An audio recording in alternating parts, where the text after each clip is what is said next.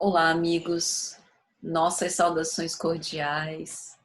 É com muito prazer e alegria que estamos aqui para o canal da Fraternidade Espírita Irmã Sheila, essa casa muito querida ao nosso coração, a fim de que nessa primeira preleção de domingo, o primeiro domingo de 2021, nós possamos inaugurar, este domingo falando de um tema tão especial como o amor.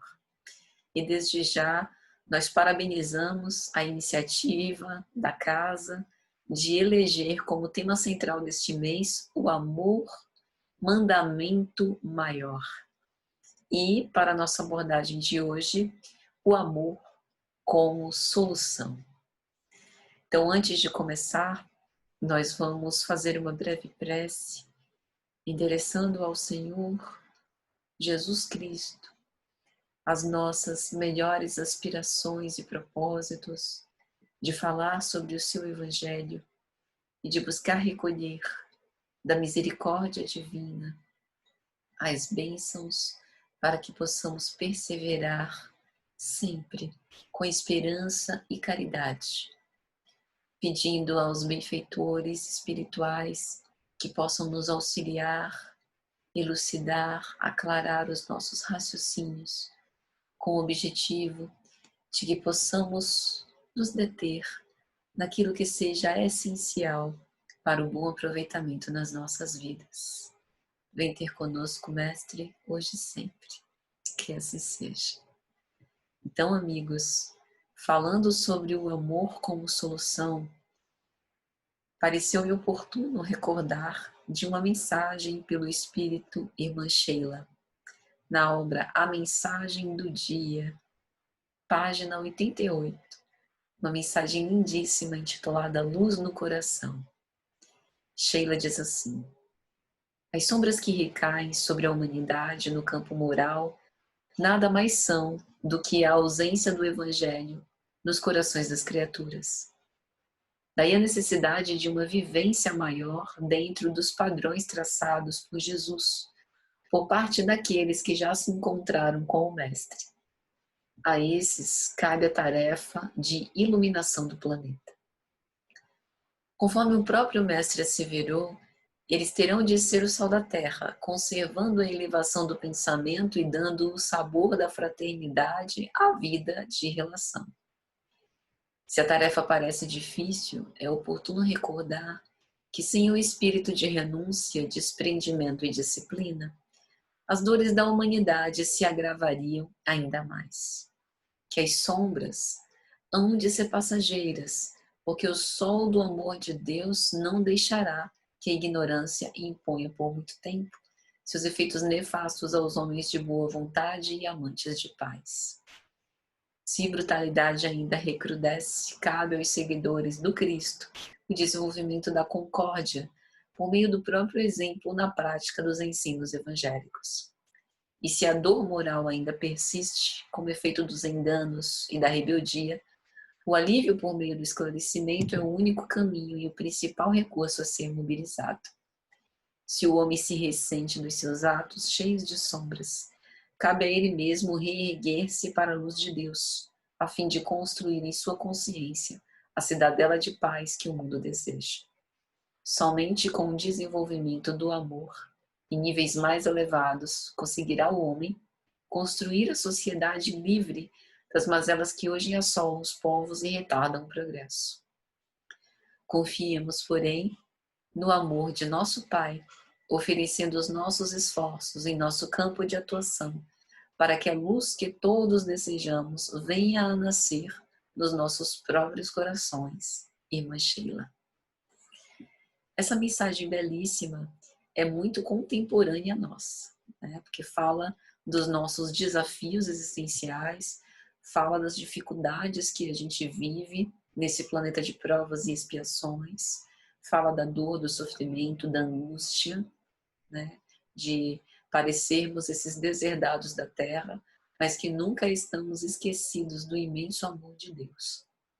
E por ser o amor um mandamento maior, cabe a nós exercê-lo, exercitá-lo dentro do que a gente conseguir fazer. Por isso, o amor é a resposta, não importa a pergunta. Às vezes a gente pensa que o amor precisa ter um ato grandioso, que o amor precisa ser inicialmente já imbatível, já irresistível. Mas esquecemos que os espíritos puros, que são todo amor, iniciaram na sua tarefa com demonstrações pequeninas, né, de amor, através do respeito, da tolerância, da paciência, da calma, da resignação perante todas as dificuldades. Às vezes nós padecemos por aflições inomináveis, que por mais que estejamos rodeados de gente, não temos condição de confessar aquilo que nos sucede. E aí a gente precisa recolher dentro de nós, né, todas as fontes de alto amor restantes para nos perdoar, para nos aquietar, nos acalmar, nos consolar e não nos culpar. E quando a gente olha para a nossa sociedade, que infelizmente ainda tem sido marcada por tantas dissidências, tantas discórdias, por assassinatos, por autocídios, por infanticídios, a gente poderia se perguntar, meu Deus, mas por que o amor ainda vem sendo subutilizado como solução? Por que nós ainda recorremos a outras respostas, né, fugindo desse mandamento maior, né, do amor a todos, inclusive a nós mesmos? E onde que nós podemos encontrar o amor num mundo que ainda permanece tão dominado pelo ódio?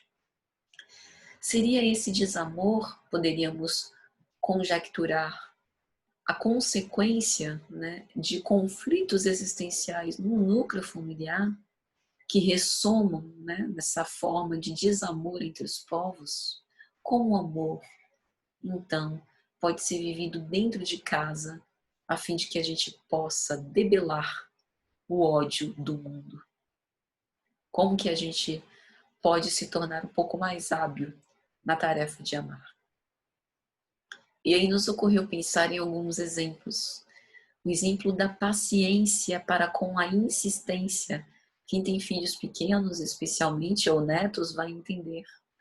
Muitas vezes aquelas criaturinhas tão fofas, né, fustigam os nossos juízos, né, para satisfazerem os seus desejos, comer doces, brincar sem tempo para terminar, ficar sem tomar banho e outras travessuras, né? E às vezes a gente precisa de uma dose extraordinária de paciência para não se irritar com aquela pureza, né? Com aquela doçura, com aquela espontaneidade infantil. O amor também está na tolerância para com os hábitos enfermiços, sem querer valorar moralmente as ações do nosso próximo, mas principalmente nessa época de pandemia em que a gente tem convivido mais diretamente com os nossos familiares, a gente tem visto com maior amplificação, por assim dizer, tanto os atos que já eram virtudes consagradas dessas pessoas, quanto os seus defeitos. E muitas vezes são hábitos que a gente já não mais tem, né? A gente já substituiu por hábitos mais salutares, por hábitos mais edificantes. E ao invés disso nos tornar mais tolerantes, tem nos tornado menos indulgentes. Então tá aí também uma oportunidade de amar, pensar na tolerância dos nossos benfeitores espirituais, dos nossos espíritos evolutivamente, moralmente, espiritualmente mais avançados do que nós, que quando nós errávamos também tinham tolerância para com a gente. A indulgência para com as imperfeições alheias, conforme está grafado em O Livro dos Espíritos, né? Também é uma lição tão difícil de ser vivida, porque quanto mais a gente estuda a imortalidade, estuda os ensinamentos de Jesus, a gente deveria se tornar menos severo para com os outros, né? Mais indulgentes para com os outros. E às vezes isso é reflexo da nossa autocrítica muito severa, Somos muito severos para conosco e exigimos que o outro também faça o que às vezes a gente nem faz. E a gente está esquecido que nascemos nesse caldo de cultura para que nas diferenças justamente possamos aprender e evoluir. O amor também está no perdão das ofensas. Como diz o apóstolo Paulo, no Evangelho segundo o Espiritismo, há dois tipos bem diferentes de perdão. Aquele perdão da boca para fora, mas que se regozija quando algo de mal acontece com aquele que nos fez mal, a ponto de dizermos ou pensarmos, bem feito que lhe sucedeu isso, porque foi merecedor, não presta. E há o perdão pelo coração. O perdão que não é o simples esquecimento, como se fosse uma amnésia, mas o perdão que acredita que, não obstante a pessoa tenha pisado na bola, como nós dizemos, numa linguagem mais coloquial conosco, ele sempre terá a oportunidade, durante a sua vida e as suas experiências, de reavaliar aquilo que fez, tanto conosco quanto com os outros. E se ele puder reavaliar e se arrepender dos seus pecados, das suas imperfeições, dos maus atos que cometeu, que bom, porque é mais uma ovelha desgarrada que voltou para o seio paterno. Então, perdoar as ofensas é cooperar para a construção do amor na terra. Porque, além da gente pensar sob o ponto de vista de que o perdão liberta, é também pensar que a gente não colocou uma pecha de criminoso naquela pessoa que cometeu um equívoco conosco, que provavelmente está enfermo, que também mantém os seus espinhos na carne, como diz o apóstolo Paulo. Como tantas vezes nós também ofendemos aos outros e somos tão necessitados de perdão em relação a coisas que a gente julga que não é nada demais e que muitas vezes ferem os nossos semelhantes. O amor também está na postura mansa e pacificadora. Muitas vezes, em momentos tensos, em que começam contendas, dificuldades, discussões, a nossa postura quieta, silenciosa, meditativa em prece, é o suficiente para acender uma luz naquela psicosfera bastante sombria. Quantos de nós não vemos na nossa sociedade atual, né? Tem um vídeo que viralizou nas redes sociais, eu não sei aonde foi, parece um restaurante, parece uma pizzaria, e aí há um grupo enorme reunido, talvez para uma confraternização no último Natal, e do nada eles começam a brigar, a jogar cadeiras uns com os outros. Isso no pavimento térreo. As pessoas que estavam no pavimento do primeiro andar pegam os seus celulares e começam a filmar aquilo. E foi graças a alguém que filmou que eu consigo relatar agora isso para vocês. Né? Alguém filmou, colocou na rede e apareceu lá na minha timeline. E eu estou colocando aqui com exemplo. Será isso um exemplo de amor? Um ato de amor, filmar esse tipo de cena? Será que o mesmo tempo utilizado para sacar o celular e filmar poderia ter sido utilizado para fechar os olhos e fazer uma prece, pedindo a Deus discernimento, lucidez, misericórdia e perdão para aqueles corações, né? Houveram pessoas que estavam no próprio pavimento térreo e foram para tentar separar, né, para tentar apaziguar, colocar um fim naquela pancadaria que se iniciou, talvez por um mal-entendido. Isso também é uma postura mansa e pacificadora, né? Intervir quando nós tivermos condição, intervir quando nós pudermos, com o objetivo de espalhar, né, de aquietar, de colocar uma espécie de banho de água fria naquela situação. Todas essas são atitudes de amor. O amor que nasce no recolhimento, na reflexão das nossas próprias questões.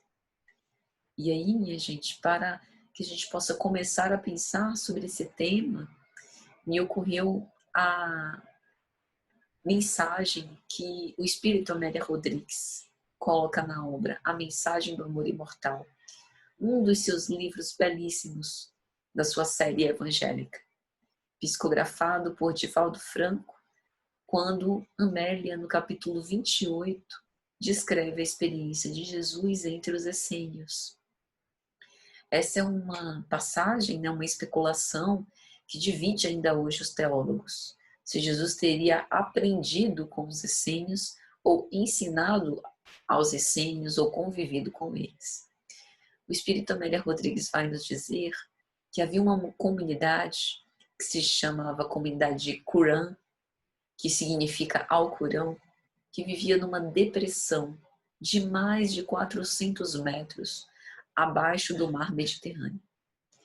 Era uma comunidade que basicamente habitava numa região inóspita, como se fosse um grande deserto ressequido. E ela vai posicionar geograficamente essa comunidade. Ela vai dizer que o Vale do Jordão está ao norte, o Planalto dos Moabitas a leste, os montes da Judéia a oeste e o deserto do Arabá. E ela vai dizer que nessa região havia uma grande aridez e temperaturas muito altas pelas ardências das águas paradas do Mar Morto. E era como se aquele mormaço provocasse uma espécie de ressecamento, requeimasse as aspirações à pele e também as aspirações, os sentimentos, favorecendo a sublimação das paixões humanas. E era exatamente nesse lugar que não era, pelo menos não parecia um lugar nada aprazível de se viver, com esse regime, né, bastante rígido, bastante severo, que os essênios, um povo refugiado, né, ali habitavam. Eles haviam pertencido à tradição do Sinédrio em Jerusalém, haviam testemunhado a perversão dos representantes da lei de Moisés e dos profetas. A gente se recorda do Evangelho que inúmeras vezes Jesus aborda no seu discurso sobre o fato de que os fariseus hipócritas, né, são sepulcros caiados de branco por fora, mas dentro todo podridão, que utilizavam esse reconhecimento religioso, né, do poder, digamos assim, de persuasão que eles tinham para com o povo eleito de Israel, com o objetivo de fomentar interesses particularistas, convencionalismos, né, interesses puramente pessoais. E, à base disso, profanavam hábitos, costumes e comportamentos religiosos, que haviam se afastado, então, os essênios, desse culto exterior e de todas essas influências greco-romanas, como a imposição do deus Baal. E tinham assumido uma postura severa, né, asceta, na observância dos deveres espirituais e na interpretação da lei. Os essênios se mantinham naquela região, vivendo numa comunidade muito restrita, que exigia, né, muitas recomendações para que pudessem assumir novos adébitos. Eles se mantinham castos, celibatários, com alimentação frugal, e se refugiavam sempre no conforto da oração, preservando a pureza dos sentimentos. Oravam regularmente, mais de 3 vezes ao dia, eram reencarnacionistas, acreditavam na imortalidade da alma, admitiam que a conquista da perfeição se dá através do rigor e da abnegação ao longo das experiências. E por conta dessa postura muito firme, né, muito estoica, né, muito obstinada, eles despertavam ódios e simpatias. Ódios, logicamente, dos fariseus e saduceus, que ficavam em desvantagem moral em relação a eles, porque eles faziam tudo o que os fariseus e saduceus deveriam fazer, e os demais tinham um grande amor pelos essênios, observavam a conduta exemplar deles, a disciplina religiosa, e os admiravam muito. Então os essênios eram um bom exemplo naquela época. Todos eles exerciam uma profissão manual, então não ficavam, né, como a gente disse, escorando uns sobre os outros, cada um vivia do seu próprio sustento. O seu poder vinha de uma pureza e uma nobreza de sentimento e de ação digna, e o seu mentor até então foi assassinado. E a partir desse momento os essênios esperavam a vinda do Messias de Israel. E eis que Jesus, às vésperas do início do seu messianato, vence a distância que os separava de Jerusalém e vai ter com eles. E nessa conversa que Amélia Rodrigues nos traz nessa obra sobre esse contato com Jesus, com os essênios, Jesus vai dizer: a era do amor sublimará a lei. Lutas serão travadas, mas o sentimento de solidariedade, este sim triunfará. Preservastes a lei de Moisés e os estatutos dos profetas. Então, por mais que eles fossem rígidos, Jesus aqui estava parabenizando-os, congratulando-os por conta deles terem se mantido fiéis, né? Mas dizendo que a vinda do Messias instauraria a era de amor. E Jesus, ao invés de convidá-los para serem seus discípulos, ele vai dizer: permanecereis em vosso reduto de sabedoria, para que os novos servidores tenham um modelo próximo de austeridade e honradez. Olha que interessante. A gente observa Jesus agindo de modo sumamente diferente em relação aos espíritos com quem ele se defrontava. Ao se defrontar com os essênios, modelo de honradez, de justeza, de pureza de sentimentos, ele os exorta para que permaneçam na sua comunidade, para que inspirem os futuros apóstolos. E no final, ao se despedir, ele vai deixar a seguinte mensagem aos essênios: nunca vos deixeis fraquejar, embora a aspereza das vossas decisões, pois tendes a coragem de porfiar, enquanto outros desistem. Esse é um aspecto muito interessante do amor. Às vezes a gente pensa o amor só sobre a ótica do carinho, da ternura, e tem muito essa tônica, né, da doçura, da amabilidade. Até aqui a gente tem falado muito sobre isso nessa palestra. Mas existe uma outra nuance, por assim dizer, do amor, que é a disciplina. A austeridade no bom sentido, no sentido de se prevenir contra conspurcar os bens divinos, não adulterar, como vai dizer Allan Kardec no Evangelho segundo o Espiritismo. Quando Allan Kardec fala sobre o adultério, no capítulo de Bem-aventurados os puros de coração, ele faz questão de apresentar o sentido mais amplo. Em geral, a gente conhece o adultério no contexto das relações conjugais, da infidelidade, né? Daquele ou daquela que está casado, né? Que faz parte ali de uma instituição matrimonial e que estabelece uma relação fora deste casamento com uma terceira pessoa e adultera a relação, fere a fidelidade, né? A lealdade, que estavam ali presumidas. E a gente também faz isso no ambiente religioso. A gente mistura outros interesses com os interesses espirituais e religiosos, né? A gente esmorece, desanima, fraqueja perante os primeiros desafios. Então, essa disciplina nos ajuda a nos manter obstinados, né? Intimoratos, como vai dizer Joana de Ângeles, porfiando, enquanto outros desistem. A gente não pode romantizar o processo de cristianização, ou seja, do Cristo viver em nós cada vez mais de forma estuante.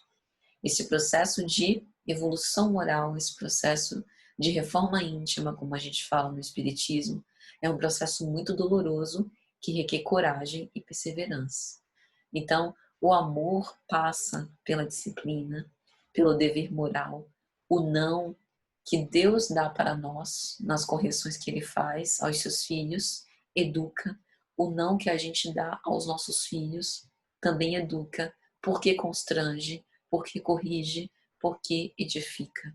Né? Triste da criança que só recebeu sim dos seus cuidadores, porque não teve essa noção dos limites, né? O limite do respeito a si mesma e do respeito ao outro, e do respeito às instituições, e do respeito às funções que as pessoas estabelecem dentro da sua família, dentro da sua comunidade e na sociedade.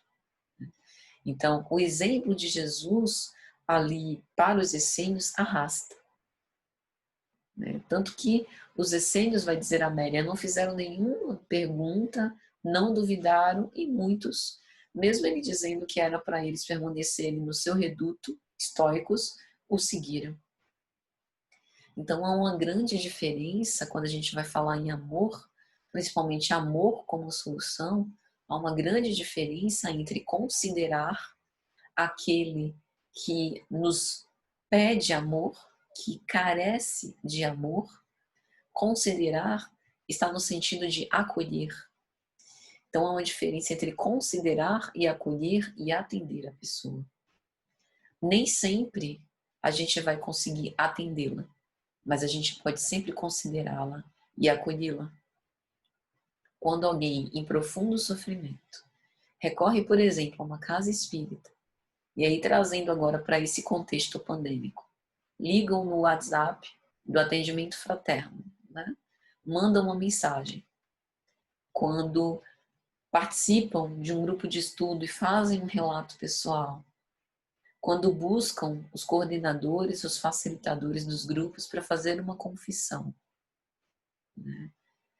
Quando a gente tem esses casos em que a gente está em contato, o outro se expõe, expõe o seu sofrimento e pede ajuda a gente, nosso movimento primeiro, é o que a gente aprende com Jesus, deve ser de acolhimento. O que é o acolhimento? O acolhimento é não julgar, não valorar moralmente. Se eu tivesse no seu lugar, eu faria isso. Você agiu errado, você agiu certo. De acordo com que convicções, com que bases a gente faz esse tipo de julgamento? O acolhimento é escutar, deixar que o outro diga sem interromper, sem querer, né, dizer a ele o que ele tem que fazer, ou com ar professoral, mas considerar que aquela angústia, que aquele sofrimento, que pode não ser o meu sofrimento, pode não ser o seu sofrimento, é o sofrimento do outro e é legítimo. Por mais que eu ache que o motivo é insignificante. Porque deu uma topada numa pedra na rua, porque se divorciou, né? Porque, enfim, recebeu uma crítica. Nem sempre nós vamos ter recursos para atender a pessoa naquele momento, né? Mas o acolhimento ele sempre pode se dar, e isso é amor. Em O Evangelho segundo o Espiritismo, no capítulo 11, Amar o próximo como a si mesmo, no item 10, há uma mensagem muito bela, intitulada Amai muito para serdes amados. Um trechinho dela diz o seguinte: Amai muito para serdes amados. Fazendo isso de tal maneira vos elevareis acima da matéria, que vos espiritualizareis antes mesmo de despirdes o vosso corpo terreno. Olha que profundo. Este é o propósito. Se a gente quisesse desapegar, né, dos bens materiais, da nossa existência corpórea, isso não significa necessariamente desejar a morte, né? Agir para com os bens desse mundo de uma forma pródiga, desprezando-os como se eles não tivessem valor, como se a nossa própria vida não tivesse valor. Mas amando muito para sermos amados é o análogo a dizer, todas as vezes que as nossas palavras não estejam surtindo mais efeito, que nós operemos com o nosso silêncio.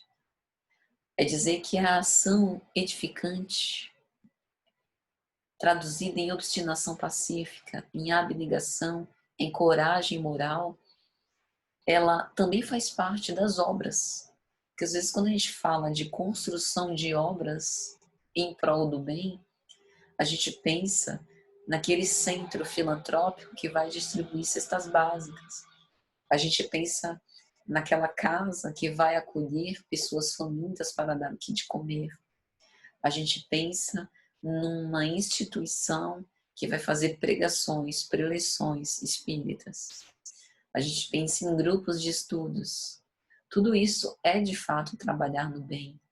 E todas essas ações têm o seu legítimo valor. Mas existe uma obra no bem que é uma obra silenciosa, uma obra íntima, uma obra invisível aos nossos olhos, que é a obra de nós mesmos, da nossa construção equilibrada psiquicamente, que é do nosso alinhamento emocional, do nosso equilíbrio, da nossa paz interior, né? Que não é obtida necessariamente com pensamentos positivos e mantras, mas que a gente só consegue lograr através desses pequenos atos em que a gente vence a nós mesmos e disciplina a nossa vontade. Então, para amar, é preciso decidir e considerar o outro como lição necessária. Nessa mesma mensagem, outro trecho vai se dizer: amar no sentido profundo do termo é ser leal, probo, consciencioso, para fazer aos outros aquilo que se deseja para si mesmo. É buscar em torno de si a razão íntima de todas as dores que acabrunham o próximo, para lhes dar alívio. Então, para que a gente possa conseguir lograr isso, há de se ter uma profunda sensibilidade, que na nossa sociedade a gente chama de empatia, buscando entender as razões pelas quais cada um age do modo que age, buscando agir nas causas, estudando-nos, escutando-nos, perguntando ao outro, ainda que não concordemos, buscando um parar, como a gente falou, considerar do modo como seja possível.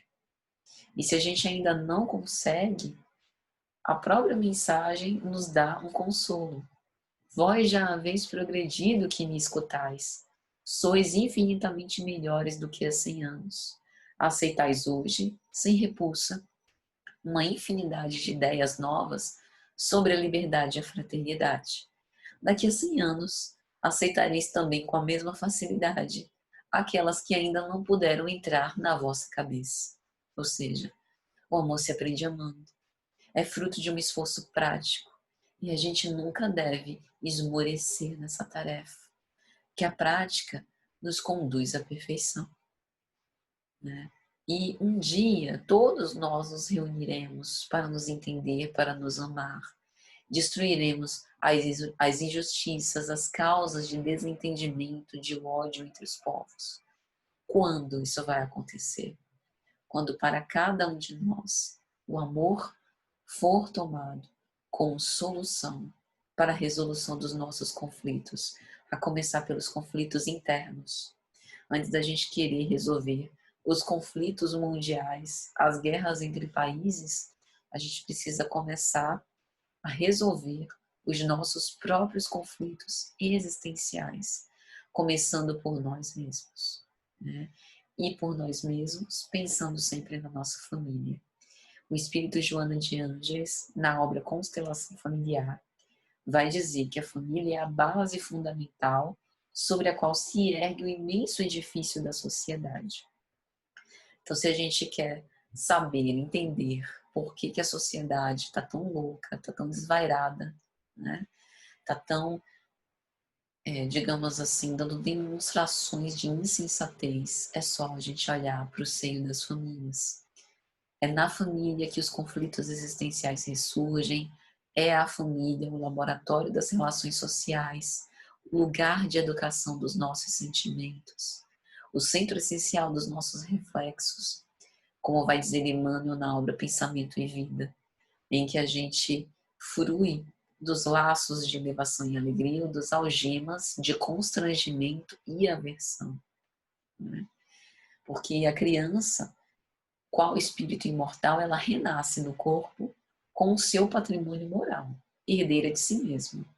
Mas nas primeiras fases da infância, ela irá receber dos pais, mestres e cuidadores, né, essas palavras carregadas do seu magnetismo pessoal. E elas estarão muito sugestionáveis, influenciáveis para com estes ensinamentos e estes exemplos. Emmanuel vai dizer que a voz e o exemplo são impregnados de magnetismo indutivo.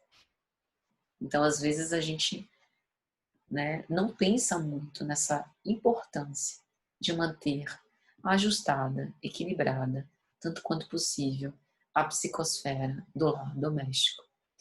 Os nossos filhos são argilas frágeis, vivas, moldáveis pelas nossas ideias, pelos nossos atos.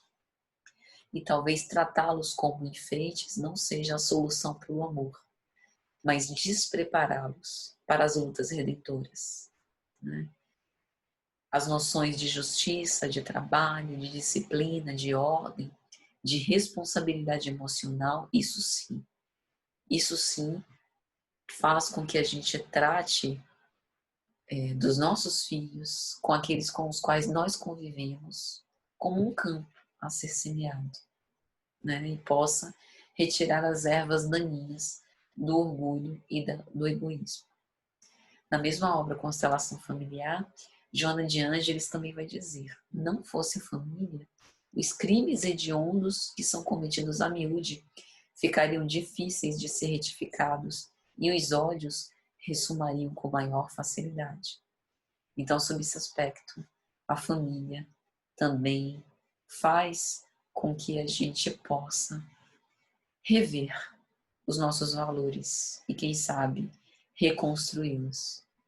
E aí, meus amigos, já caminhando para o final, eu gostaria de lembrar de duas citações do nosso querido evangelista João, nosso querido apóstolo, na sua primeira carta, capítulo 3, versículos 13 até 16. Aquele que não ama permanece na morte. Todo aquele que odeia o seu irmão é um homicida. E sabeis que nenhum homicida tem vida eterna permanecendo nele. Nisto conhecemos o amor. Ele deu a sua vida por nós. E nós também devemos dar a nossa vida pelos nossos irmãos. Uma apologia clara à não violência. O amor revestido de entendimento e tolerância suaviza os resquícios do ódio, embora isso seja difícil da gente conseguir lograr. Mas a caridade nos ensina o que fazer perante os desafios de agressão e de ódio. Quantos crimes são cometidos por divergências de opinião política, de opinião religiosa, por não aceitar o fim do relacionamento, por querer fazer justiça pelas próprias mãos, por não aceitar a orientação sexual, a identidade de gênero, a raça ou até a condição social do outro. Recordemos, tentar eliminar o que é motivo de descontrole é a forma mais embrutecida e bárbara de se viver. Nós somos seres imortais, fadados à evolução. Precisamos parar de querer manter domínio sobre o outro por egoísmo e entender que o amor é a doação total. Aquele que é o nosso Senhor e Messias abriu os braços a todos indistintamente e morreu para aqueles que também nos detestam, que nos caluniam, que não compreendem o nosso ideal e em relação aos quais nós podemos ter muitas animosidades. Mas em nome do Cristo, que nós dizemos amar, vamos cultivar o amor como solução. Meus amigos, quero agradecer penhoradamente por essa oportunidade, na esperança de que essa mensagem tenha sido de alguma sorte útil. Sintam-se carinhosamente abraçados, mesmo à distância. Que Jesus abençoe a todos, dando calma, paciência e muito amor do coração. Vamos orar para agradecer. Mestre Divino, nós te louvamos por essa oportunidade maravilhosa de reencarnar no planeta e participarmos desse processo de transição. Que nós possamos ter coragem, perseverança e caridade para enfrentar todos os desafios até a finalidade que nos for apresentada. Vem ter conosco pela necessidade que nós temos, hoje, agora e sempre. E muito obrigada por tudo. Até a próxima, meus amigos. Um grande abraço.